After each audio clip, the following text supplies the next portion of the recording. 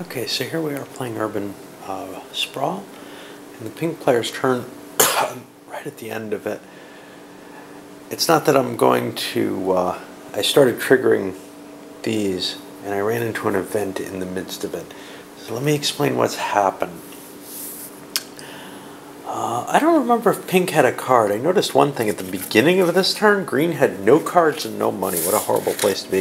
They ended up getting some, as you can see, maybe there. A lot, actually, of money at least. I think pink had a card, though. They got a few bucks. They were able to trigger off a couple of events. They took 3 here, and I think they took 2 cards from here. So let's see what they did with their cards. They built a grade school, and they're pink. They built it here. Learning from black's mistake, they paid a less valuable space. The advantage, they got the education counter. It's an education 2, so they got $2. They took money again because I think that's more important now. And everybody got some prestige for their residential territories. Okay, that's interesting, but nothing too thrilling there. But then they got some events. The first one, and this was the painful one, the player with or players with the most residential buildings gain $3 and 3 prestige each. Well, oh, not each building, each player. Okay, so green got nowhere near that. 1, 2. I thought this game was just way too luck dependent if there were cards like that in the event pile. So that gives them, and obviously we've made it into the deck far enough that the events are showing up. That gives them a lot less than I gave them. I gave them 12 of each. So they lose 9 prestige and go down to here. They're still in the lead. And likewise, they got $12. They should have only gotten 3. The each is kind of ambiguous on that card, but I think this way of looking at it works a lot better. And then another card, local headlines, identify the most valuable building. Okay, well, the most valuable building is, I'd look in the 13 row. It's not going to be there. It's not going to be there. Ooh, here's one. 4 and 7 is 11, 13. That's pretty good. I don't see anything else that's going to be able to beat that. You really need that 7 to get above 10 right now, because there's no other blocks that could be that way. So we look at that block, and it's the most valuable block with buildings in it. It's got 13. Pink or white could get the bonus. Pink, of course, is the phasing player. They get to choose the ties in these kind of locations. If ties aren't, it's one of the golden rules of the game. Well, one of the specific rules of the game. For example, that everything's public knowledge. Well, one of them is the active player gets to choose ties on a card like this where there's no tie. So he took the 3 prestige and 3 money, which is a big bonus to him too. The first players kind of felt like they were at a disadvantage, but now they've each gotten a bonus that helps them a little bit. I was really worried with green with nothing. He's still in kind of trouble because he doesn't have that investment card, so he's not going to have enough cash to do much. Pink was in the same kind of situation. And then finally we're going to have shuffle the discard pile, including this card, back into the planning deck. So the entire planning deck is going to get reshuffled here. I'm going to pause there, and if anything exciting happens with the additional event from the card from the planning deck or from the town deck, I'll come back and talk about it. But otherwise, we'll be moving things on to green's turn, and I just won't worry about it too much. But yeah. So wait, what was the other card he took? This was important. He wanted this gravel pit. There weren't enough, and there still aren't enough building permits to build that thing. So he took it as his favor. And that means no one else can build that. He was able to use his action points to stow something away, and now he can use it at some other point where, you know, he'll have that planning card. Now, he doesn't have it in hand, of course. He has very little in hand, but it's kind of a cool option. Hey, I got a couple extra action points. He actually took the 1 and 2 here, the 1 here. He only had 2 points left, so he might as well take that. Well, it takes up his slot. He doesn't have a way to get rid of that, and it's a hard card to build. But he figures he can probably build something every other turn, and he might as well stow that away rather than take nothing, which would be his other option. Okay, well, we're moving along here. We're on the green turn, and they had no card to play. They had a little bit of money, not a lot. They were looking at, there were some good cards out here. They went to play for them, and then they saw, you know, I can build two things. I'm going to do that because building is better. The reason they could build is that one of them, the number 2 AP one, was the duplex. And they built that, I think, here. And the bonus on that is the neighborhood bonus was paid in cash as well as prestige. They had enough cash to build one thing, that, and they built it in a very poor neighborhood. They had exactly $3. They got $4 and 4 prestige off of it, and you can see their prestige is screaming ahead of everyone else. They're definitely winning on points, even if their economy isn't doing as well. So they played that one, and then they paid for the clinic out of that. And again, they only had $4, but they were able to put it into here. Now they threw out what was, I think, the 9 card for that. They could have held that instead and had $9 to start next turn, but instead they chose to build this for a number of reasons. One, it gave them some of that additional prestige. They got 2 more prestige for that. And then they gained prestige for the residences they owned, and they had the most of them. They have 5 of them. And then, education vocation. I didn't give them that. They get an additional, everybody gained for their residences, but they gain an additional one for the education vocation that's in play, and I didn't give them that one. All right. And then it became time to start playing these out. We had an election, some payouts, money went to people, not a whole lot. Started on going through the down deck, and we get the airport. Now the airport does some things. First of all, we have elections for all 4 positions at this immediate point. Now the mayor's just about to have another election right away, but let's see who we get and where. The player with the most vocations gets the mayorship, and that's going to be the green player. He has 3. He also has the tiebreaker, the medial one. So he gets to put that park finally that he wanted before, and he can put it in any vacant lot and take control of it.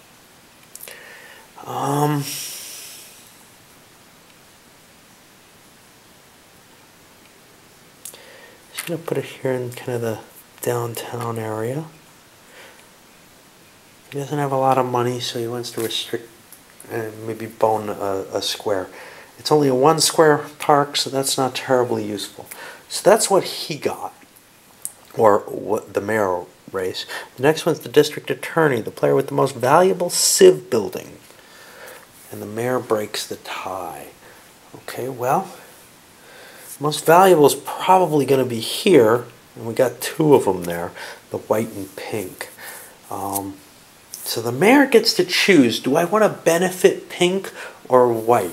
Now, white's doing quite well money-wise, but not very well otherwise.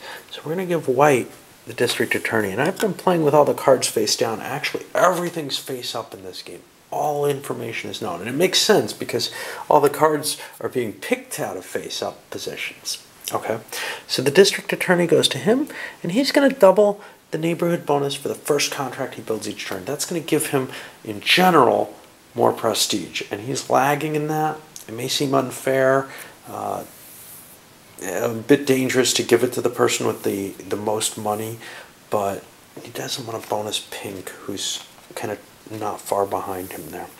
So now we go to the treasurer, who goes to the person with the most valuable comm building. Now the D8 breaks the tie on this. White is the DA, and he's sitting on, oh no, most valuable civ building. I lied. Okay, where's the most valuable civ? That's going to be green, actually, because it's 10, 12. Nothing else is going to be above 10. There aren't a lot of civs, so he gets that bonus, and he's loving that.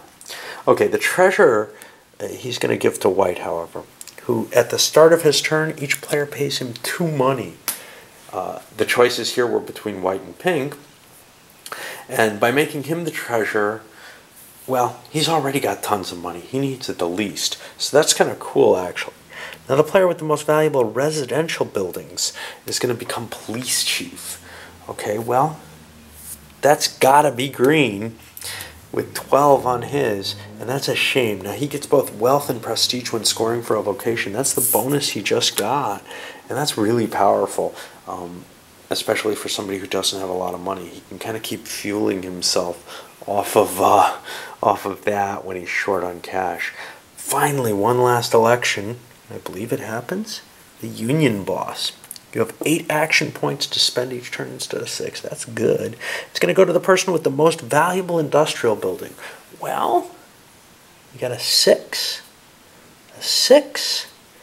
and a 7. Black is going to get the union boss, and he'll get more actions, which allows him to do more. The contractor doesn't come out yet until the Metropolis deck is opened up.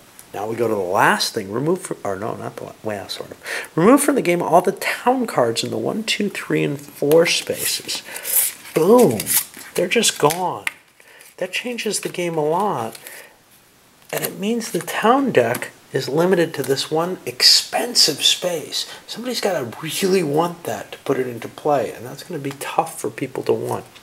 Now let's flip up the remaining cards. First, there's a town deck card here. It's not going to do anything. That's a 6 action point card. Now we start pulling city cards out. And oops, we got an event. This one goes in.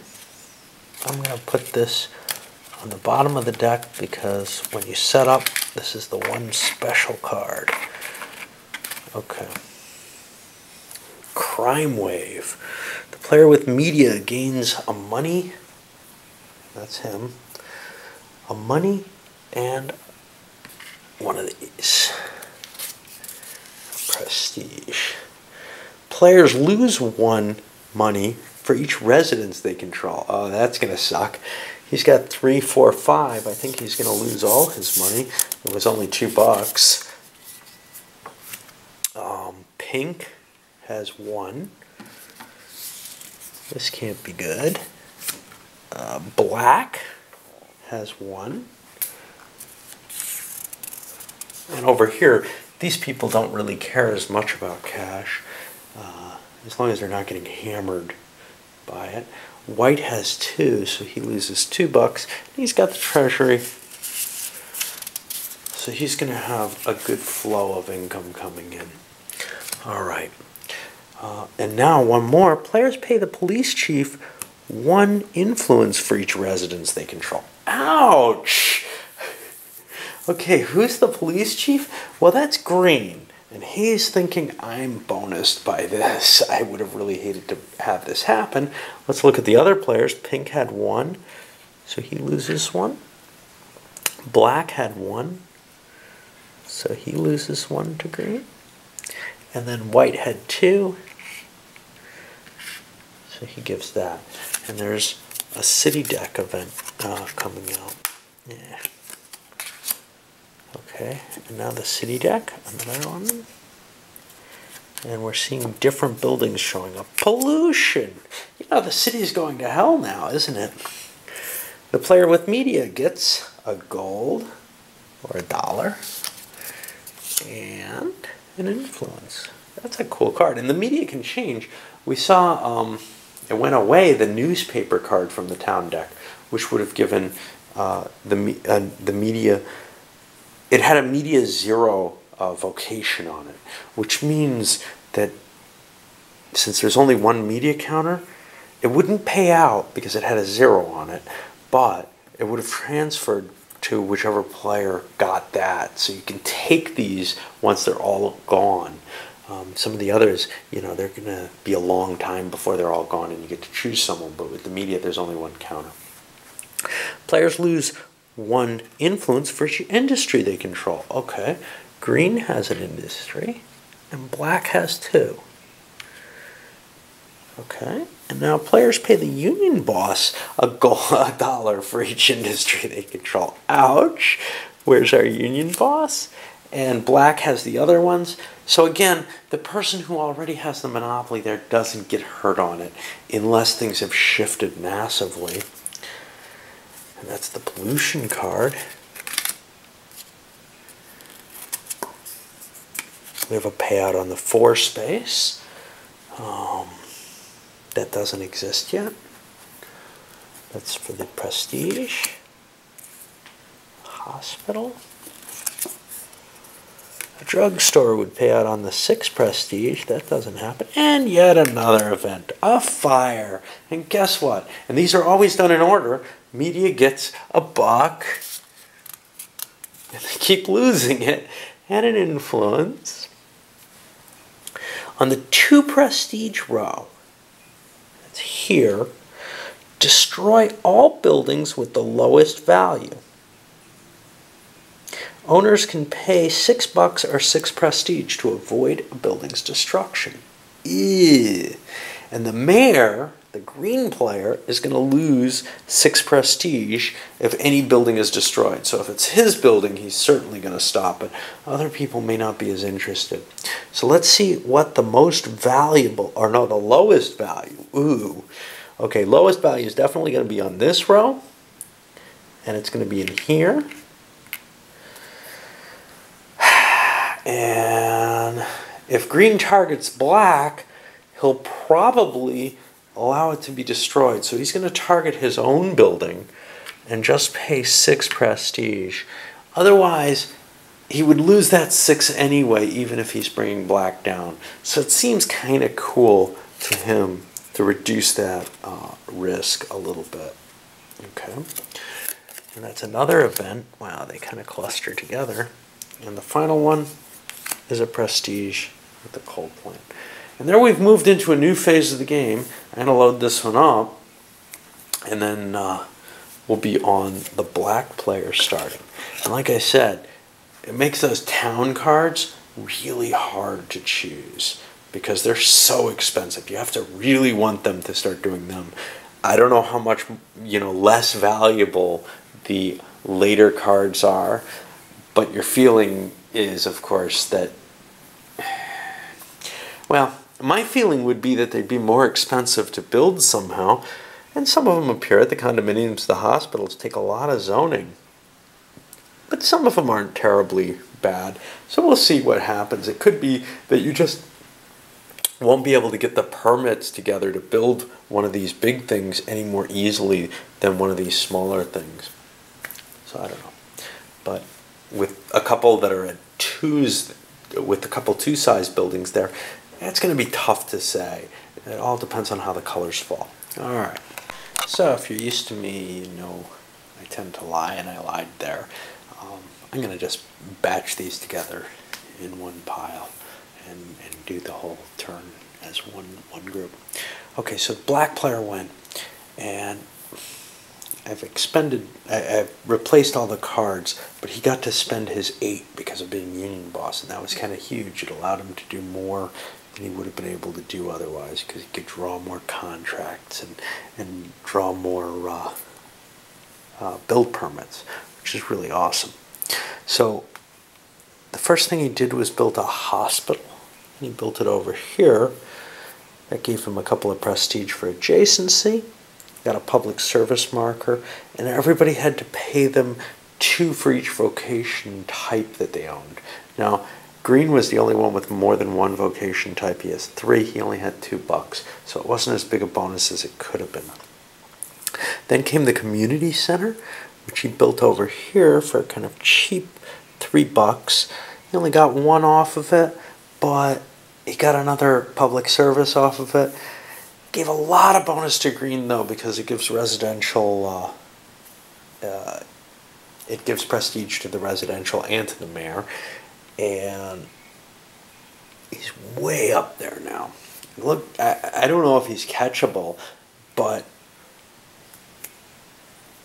up until this turn, up until black's turn, he had almost no money, so it looked like he's going to have trouble. He's going to have trouble. Anyway, that was the end of black's turn, but then everything kind of moved down, and we had a mayor election, which green won again. Again, it's hard to move somebody from one of those. You have to actually kind of target them and start taking their stuff. And green built another park here, which turned out to be a great move because luxury taxes came up. Not because of this, actually because of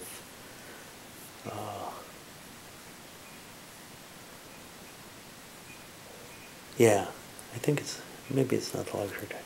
Oh no, it's because a 7 payout came up, and parks count as people's buildings. I had to look this one up. So he had the majority there and got the full $7 for that, whereas other people get lesser amounts off the chart.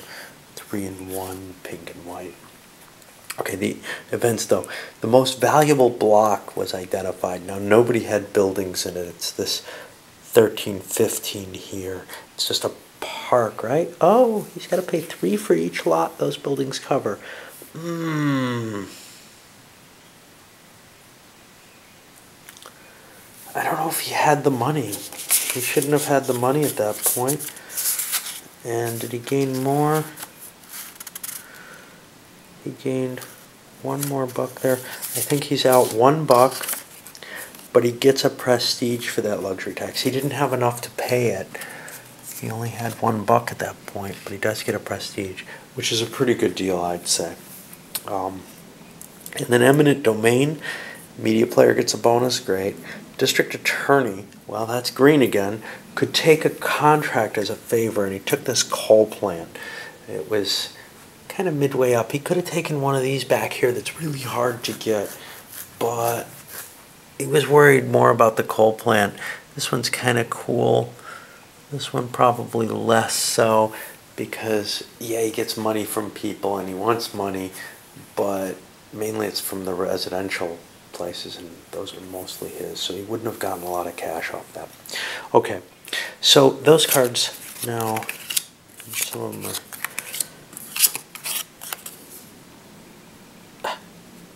planning deck. This goes back in, but the rest were city deck cards.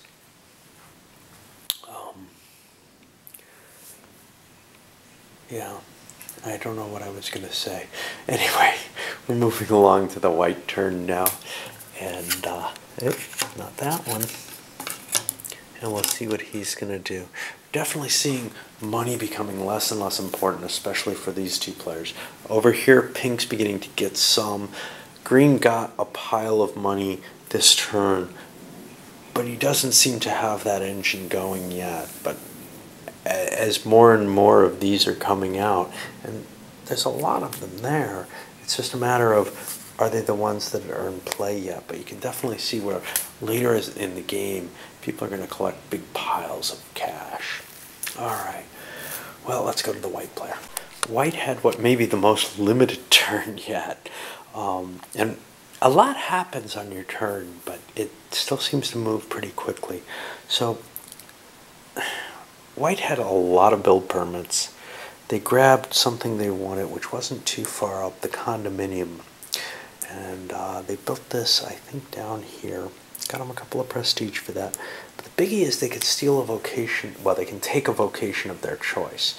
And given Green's jump, the only thing they could do harm with was by taking the media vocation, which is kind of cool because it will give them the tiebreaker as well as 2 vocations, which is as many as anyone else, which means if the mayor comes around next, they can win that. It may not be a big deal, but it may be enough to cause the civ building advantage, which is the district attorney one, into a tie. Throw that into a tie because green is, yeah, green's got a pretty good one there. Somebody's going to have to build one there at a high expense somewhere. And if they build it here, it's just as value. It's already going to just win it. But anyway, the civ value one right now, it would be the tiebreaker on that. So the mayor seems like a cool thing to take away. At the very least, anything to harm green. They look like they're running away with the game. And that's the only advantage on that. Now, he also spent the rest of his action points to dump the supermarket in here, which looks like it's going to be worth a lot of money.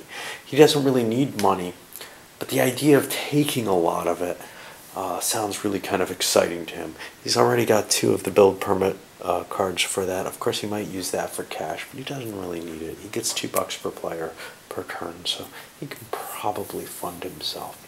Not absolutely certain. But the exciting thing here was no events happened for the first time. There was a little bit of payout, a $1 one, and that went to green here. But none of the red things went up for events. All right, well, I am actually going to send this one up now.